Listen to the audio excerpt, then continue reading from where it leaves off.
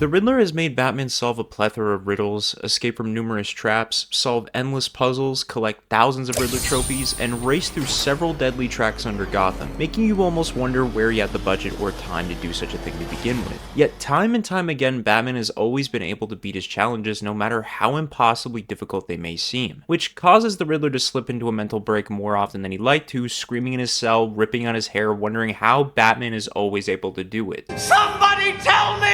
Do you hear me? Somebody tell me how he did it! But in Riddler One Bad Day, the Riddler manages to do something no villain has ever been capable of accomplishing before. What that accomplishment is making Batman break his one and only code to never kill. That's not correct, because you're not including KGBs, Joker, Penguin... Shut up! See, when most people look at the Riddler, they think of a silly redhead in a green onesie with a big old question mark on his chest that just shouts riddles a 5th grader could solve. But there's much more to the Riddler than that, because he is a villain that really shouldn't be glanced over at all. And I'll tell you why. First of all, he's hella intelligent. Like young Sheldon intelligent, having a genius-level intellect that allows his mind to work in the most complex of ways. Like his exceptional ability to manipulate almost anyone to achieve his goals, whether it be through blackmail most prominently, or outwitting his opponents, turning any situation to his advantage. Coupling that together with his level of unpredictability, where one day he may seek attention or praise, and the next chaos and destruction, it makes him one of the more difficult villains to anticipate and to deal with for Batman. Zero Year is the perfect example of why the Riddler is extremely dangerous. I mean, the guy basically manipulates his way to the top until he topples the structure of Gotham right down to its very foundation. He does this by bombing key points of the city, sending Gotham into the Dark Ages, and threatening to release a bioweapon if the government decided to step in. With Riddler acting almost like the one above all, with everything always constantly being monitored and ran by him. But against all odds, Batman would defeat the Riddler by the skin of his teeth. But the mere fact that the Riddler would be capable of a feat like this proves my point alone that he's a villain not to be taken lightly. The reason he's usually not is mostly rooted in the way that the Riddler handles most of his schemes, by playing games that involve his crimes, like leaving clues or riddles that more often than not lead to his own downfall. Where if he just did his schemes without leaving clues or riddles, he'd probably get away with every crime he ever had the intent of committing. And that alone is pretty scary to think about, because there's a moment in the comic I'm going to talk about in a sec where the Riddler is basically being forced by Arkham's staff to do something he doesn't want to do. So the Riddler begins listing off names of the security team's loved ones. No riddles, no games, just plain threats. Telling each of them that once he breaks out, he'll set in motion a series of events that will lead to all their family's horrible deaths. And in Gotham, Arkham's like one big revolving door. So much so that if Riddler says he's going to break out and kill your family specifically, that is more likely to happen than you waking up in the morning. And the Riddler is so convincing in the way he tells these guards that he's going to kill their families, almost like they're in the presence of the Grim Reaper or something. They all end up killing each other to save their families. Riddler didn't even have to lift a finger or tell a riddle, and it's probably the darkest thing the Riddler has ever done in my opinion. It may just be me, but I really prefer when the Riddler is written to be a villain with a deadly intellect that should be taken seriously, rather than him being written as a bumbling buffoon who just spouts riddles. There's something terrifying about a villain with endless knowledge, who uses that said knowledge to inflict the most horrendous acts onto others in the most competent of ways possible. Like how the Riddler in another bit offhandedly says that he gave Joker the idea to cripple Barbara, and that it was one of his schemes he decided to shelve because he didn't think he'd ever go through with it because it wasn't like him. But as you'll see in this story, this Riddler isn't like the Riddler we all know. This is a Riddler who's changed and let go of the gimmicks that have always held him back, with the only question left to answer being, what exactly is the limit to the Riddler's mercy? Hope y'all enjoy.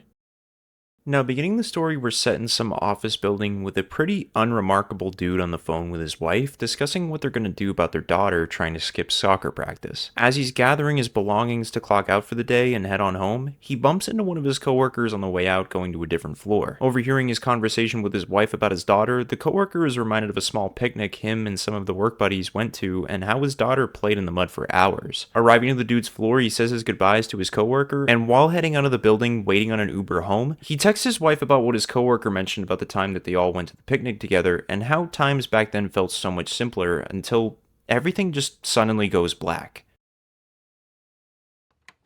It's loaded now. It'll be up. We've gotten it slowed down for this, frame by frame. Here we go. So this Monday, that's John Oates, our victim there. Just got off work.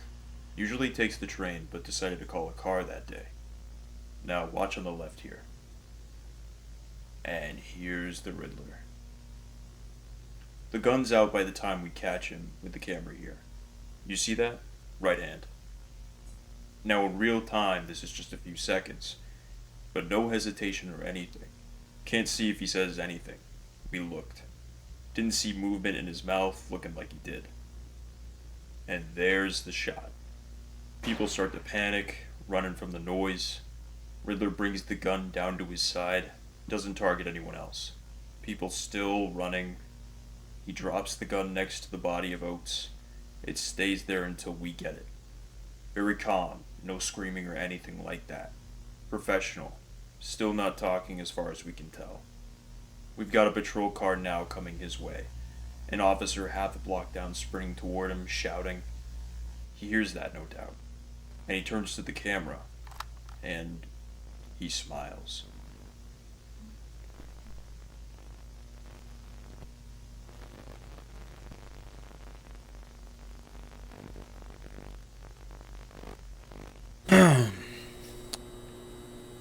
Where is he? He's not coming. He says, and I quote him directly here, Edward's not worth my time. Do you know what the oldest riddle is? From ancient Sumer, 4,000 or so years ago? There is a house where you enter blind and leave seeing. What house is this? John Oates. You popped him in the head in broad daylight on Wayne and Giordano, then waited for the cops to come. You got a reason? You owe him some money? You lose to him at poker or something? Maybe he slept with your girlfriend. You got a girlfriend? A schoolhouse. So is that a no on the girlfriend? You don't like that one? Okay, riddle me this. How'd the Joker know you'd be home with Babs that day? How'd he know where you live? How did he get past your security? We both know him. He's a weird guy. Complicated. But never much of a planner. Hey Eddie, how's tricks? I want to do this whole one bad day thing, but I've got no idea where to start. Well, Jack, how about the commissioner's daughter? I have the whole thing staked out, but it was so easy I got bored with it. I'll give it to you for a song. That would be perfect, Eddie. And tell you what, I'll throw in a dance for free. Click. Fucker.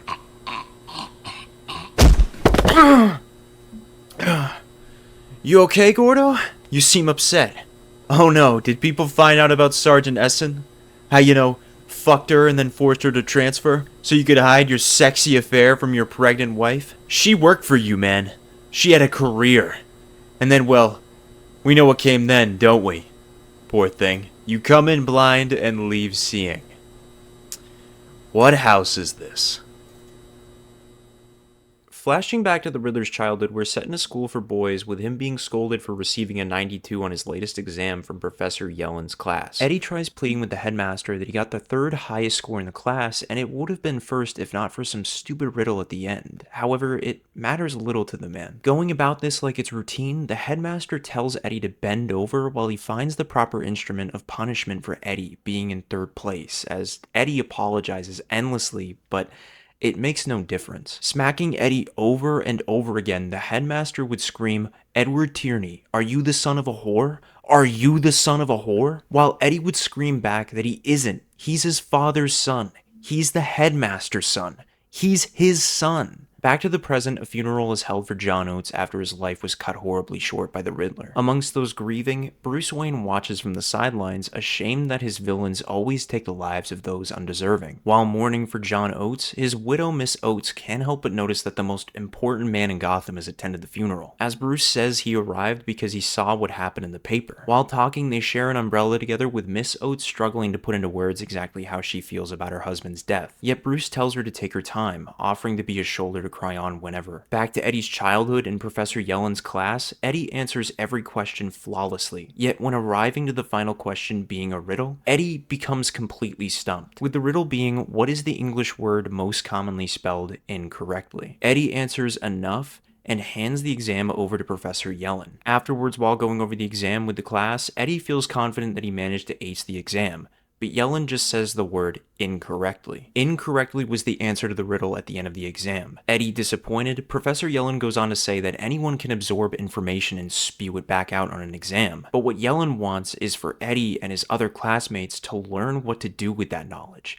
Because there are going to be thousands of questions sprung up every day, and the ugly or beautiful part of it all is that only Eddie can solve them himself. After which Eddie walks to his father's office, repeating the word incorrectly over and over again, as he pulls out his father's gun from his desk, putting it up to his head saying "riddle me this," and pulling the trigger multiple times to find the gun empty. So Eddie simply bends over his father's desk, waiting for another one of his punishments. Flashing forward to the present, Batman is on a ruthless endeavor to make sure anyone that was ever affiliated with the Riddler is brought to justice for John Oates and his bereaved family, breaking the Riddler's lackeys in every way he knows how, even almost feeding one of them to a pair of sharks to learn why the Riddler even killed John Oates. But every one of them just says the same thing.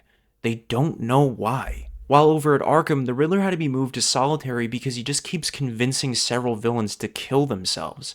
And throughout all of this, no one can piece together why the Riddler has expressed such a drastic change. Killing people out in broad daylight with no rhyme or reason, ditching his usual MO of leaving some form of clue or riddle, convincing inmates to kill themselves, attacking and maiming the Arkham staff, none of it makes any sense. So Batman tries to look for where it all started, where the Riddler was born, to maybe make sense of Riddler's recent behavior. So flashing back to Eddie's childhood, Eddie threatens to report Professor Yellen and to have him fired from the school for adding riddles at the end of his exams, feeling it's unjust to have it be graded as a regular question and should just be extra credit. But Professor Yellen doesn't really take Eddie seriously and sort of just laughs in his face, telling Eddie that he really believes in him, only for Eddie to simply ask, why?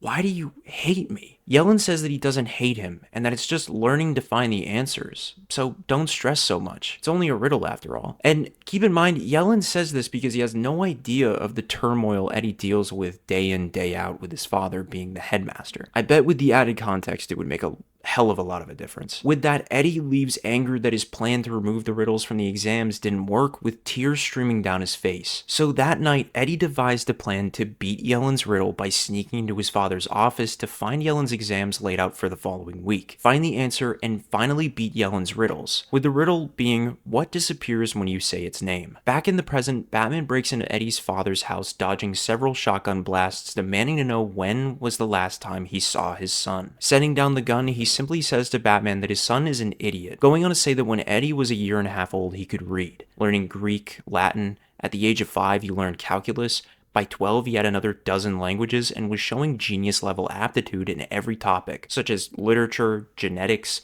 music theory. He was a goddamn prodigy. He dedicated his entire life to nurturing his intellect and exposed him to every corner of academia. Every teacher claimed Eddie would become a great man when he grew up, possibly better than the Waynes and even the Luthers, but even so, Eddie is still an idiot to him, after which his father says that Eddie was blessed with a gift.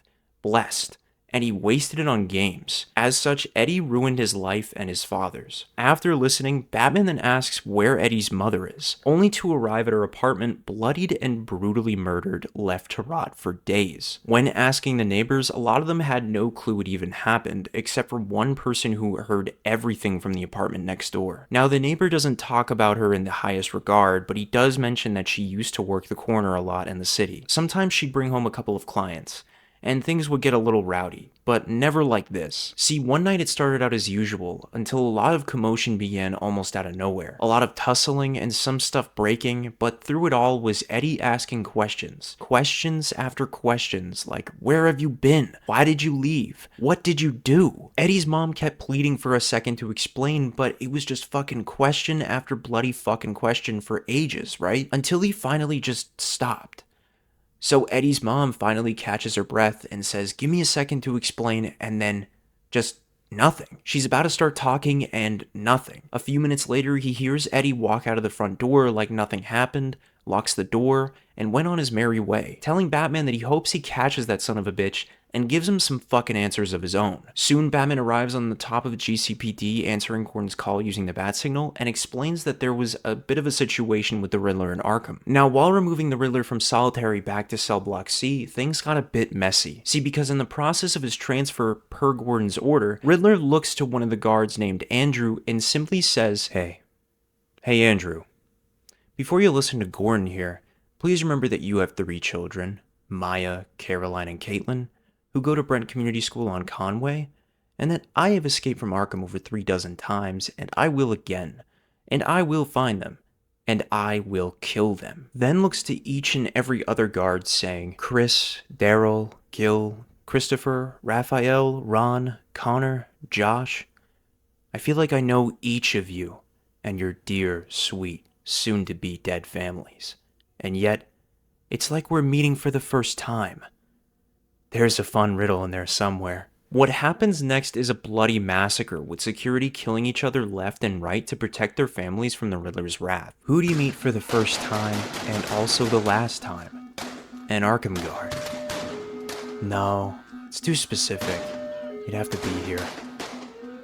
Who can you meet for the first time, but never again? A bunch of dopey cops with bullets in their heads. No, I'm not getting it. It's very frustrating. This is why I need to talk to him. He just makes things make sense. Gordon, do you think you could call him again? I'd very much appreciate it. Jesus Christ. Back at the top of GCPD, Gordon tells Batman that there's nothing more he can do. Everyone's scared of him, and he's lost 5 guards the morning after to protect their families, and no one will step up to the Riddler now. Telling Batman that Gotham needs Batman more than ever to stop the Riddler, because he's not at all the man he used to be. Flashing back to Eddie's childhood at the school basketball court, Professor Yellen takes a few shots asking if Eddie likes basketball. He's never seen him play. Eddie replies that he doesn't have time for games, he has to study. So Yellen asks why Eddie studies, to which Eddie says he studies for the normal reasons: to get good grades, to get into a good college, to get a good job, to live a good life. However, Yellen tells Eddie that there won't be any point in any of that if Eddie never stops to just have fun. Finally adding that he graded the tests this morning and noticed something a bit weird. Because at the last second he changed the riddle at the end of the test to a riddle he saw in the paper that went, first you eat me, then you get eaten. What am I? Yet Eddie wrote silence. Almost as if Eddie, I don't know, cheated? So Eddie demands Yellen not to tell his father, but Yellen's like, nah man, I'm gonna tell him anyway, cause I think it'll be for the best in the end. So Eddie kicks Yellen in the head and just starts bashing his head against the ground going, Professor Yellen! Oh no. I'm sorry, please, I'm so sorry. Here sir, let me help you up. It'll be okay, I'm sorry. But don't tell Dad about this though, because if he knew, you don't know him. He's not who you think he is. He doesn't play games like we do. He doesn't know how to have fun. He thinks you just have to win at everything. He really doesn't know how joyful it can be to just let go. Oh. Professor, ask me that again. That riddle I missed. Now that you mention it, I think it would be just a blast to solve. What was it? Oh yes. First you eat me, then you get eaten. What am I? A fishhook. Do you ever get tired of being right? You killed your mother. I've killed a lot of people. I'm not a very nice person. Besides, Ellie's mother got to live to a fine old age. I wasn't the one who freaked out during a sword fighting movie, making my parents walk me home through Crime Alley, ending their happy days a tad early. Do you want me to be dazzled? Should I clap? I knew who you were. Did you know me? I did. I do. You're an idiot. No, Batman. Actually, I'm not. Between our games, solving the riddles on giant typewriters, I used to go into your mansion during the day. I wanted to check on you, make sure you were doing all right, getting close to solving whatever it was we were working on. There was loads of security, but it was all very predictable, really. I did that quite a few times over the years. I have fond memories of seeing you asleep in your bed, not to mention Dick and Jason and Tim and little Damien. I liked watching them grow up and go out on their own. I still visit them now and then, not that they notice. Lies. In the unimpressive safe in the living room behind the portrait of your parents, there is some light spending money. A few 100,000. I took $1 once to see if you'd notice. I bet you did. So, that mystery's done. But in the safe in your bedroom, which is much more thoroughly protected, which is actually very well done, really, there you keep one little scratched pearl. Your poor mother's, I presume. You want me to hit you? No, I don't like when you hit me. It hurts. In fact, from now on, anytime you touch me for whatever reason, whenever I get free, and I will, I'm going to kill a Robin. Maybe not one of the boys. Maybe Stephanie or Cassandra. But someone. You may ask, wouldn't I do that anyway? Well, if I did, then I wouldn't have a threat that you'd care about. So it's really a win-win. Then again, you're Batman. You're not supposed to care about your children more than, say, some random somebody. And you probably think, though you are wrong, that you can protect these wards of yours. So let's do this instead. If you touch me ever again, I will kill a random person, someone you and I don't know. Just a stranger who's going about their day, and then nothing. Never knowing it was you not listening that cost them their life. You want me to kill you? You could beat me that way. It is, in fact, the only way you could. But you won't. And so I will walk away out into my city while you stand and watch. And some time will pass, and you will come to me and beg for my charity. Edward, have you considered that you are the one who should be begging?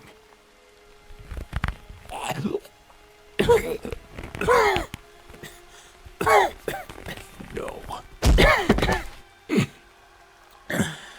There. See, in the end I win. I knew that I would from the beginning. That's why I did it with clues. If I fought you straight, it would just be this. You being pathetic, me free to do anything, everything I've wanted. So I tied one hand behind my back so you would have a chance. So it would be a challenge. So it would be fun. I wanted to be fun. For so long we did that, and it was all right. I enjoyed seeing how you'd get me the next time. You were good. You were fun. I was fun. And then one day one of my henchmen spent time with a woman who said she was my mother. I went to see her. My father's dalliance, his shameful mistake that I was to redeem him for. A person can be a riddle too, and usually the answer is mommy.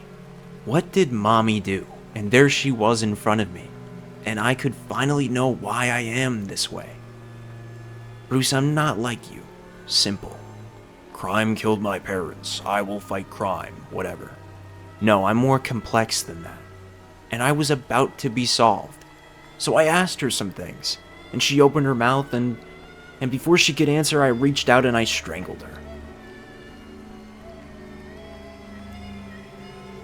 As she died, I watched the life come out of her.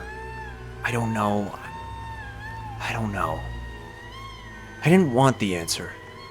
I got tired of being right. I got tired of puzzles and challenges and riddles. You and I, it's the same, over and over. I lay out the maze and you run through it. But I'm not going to play games anymore.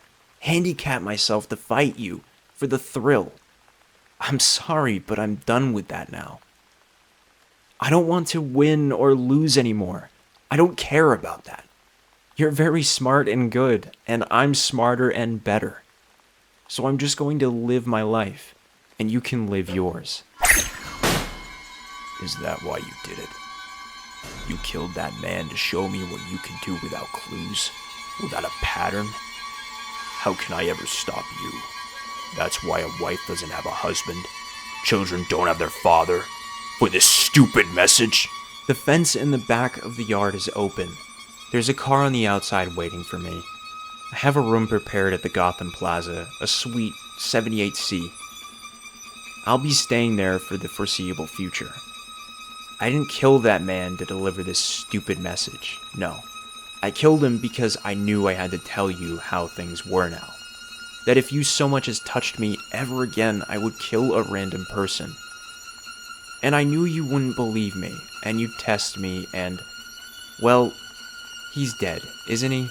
And a wife doesn't have a husband, and a child doesn't have a father. So there. Now you know what you did. One final time, you got to the end of the labyrinth. And there's your answer. Any other questions? Goodbye, Bruce. I'll see you around. Just please remember, will you?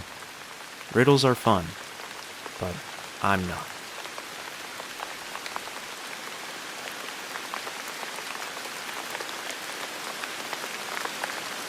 After walking out of Arkham a free man, everyone all over Gotham spreads the story of how the Riddler made Batman scared, and Batman's reputation begins to crumble due to this. Coinciding with that, the Riddler created a website where people can send him money so to be in the Riddler's good graces. A while later, villains like Black Mask attempt to stop the Riddler, but all fall. The Riddler could practically walk around anywhere and just shoot innocent people like it's GTA and just get away with it because of the reputation he quickly amassed. And the cherry on top of it all, the Riddler goes out of his way to torment each member of the Bat family in some petty way. And through it all, standing atop of John Oates' grave, Batman ponders on how he can even possibly stop the Riddler this time, but every idea becomes a dead end. So Batman pays a visit to John's widow as Bruce Wayne to tell her why the Riddler killed her husband, explaining that the Riddler was playing a game with Batman and Batman didn't understand the rules. Because of that, her husband suffered the consequences of his neglect. She pauses to take it all in for a second, and then in a fit of rage asks why Batman didn't know the rules. Isn't that his job? And why is the Riddler just out and about causing chaos in Gotham? Isn't Batman supposed to do something? Isn't Batman supposed to stop him? You live in Gotham, and what do you get? Bruce looks at how the Riddler destroyed an ordinary person's life, and how he continues to do it every single day. Bruce finally realizes what he has to do. Carrying on, we're placed outside of the Riddler's apartment with Batman watching him. Nobody dares step to the man, and for those who try, bad things come their way. Gordon simply tried parking across the street and watch him, only to get a call from Barbara that her cats had been poisoned. Gordon even tried bringing in the National Guard to stop the Riddler, but the governor simply said that his son has been missing for a week and hung up. Now if the Riddler walks into any bank, the bank is legally obligated to give the Riddler whatever he wants. The top 5 mob families in Gotham also put out the word to never touch Nigma after the Riddler killed all 5 of their wives. And even the most insane of Batman's villains won't go toe-to-toe with the Riddler. They all used to think he was a joke, but now they're in awe of him. So one night, while the Riddler listens in on a conversation between Batman and Gordon discussing how to take him out via a tapped gargoyle, Batman basically says that he was foolish to think that the Riddler could never change. Foolish to think he'd always stay the same. He tells a riddle, you solve it, case closed. Batman assumed the Riddler could never question himself, and that he couldn't change. But that was his greatest mistake, thinking he knew him. Batman was smart and a fool, just like him. As Batman continues saying that right now the Riddler's listening in from his room all by himself, the Riddler assumes that Batman can't change, that he can't question himself, that there is no limit to the Batman's mercy, and the Riddler assumes that what he's listening to isn't a recording, that this is a live broadcast, and Batman is at the top of the GCPD saying these things. And in the most haunting set of panels I could ever read that literally gave me goosebumps, Batman says, "Riddle me this, Edward. Though we meet but once, you know me forever thereafter. What am I?" And everything goes black, ending the story.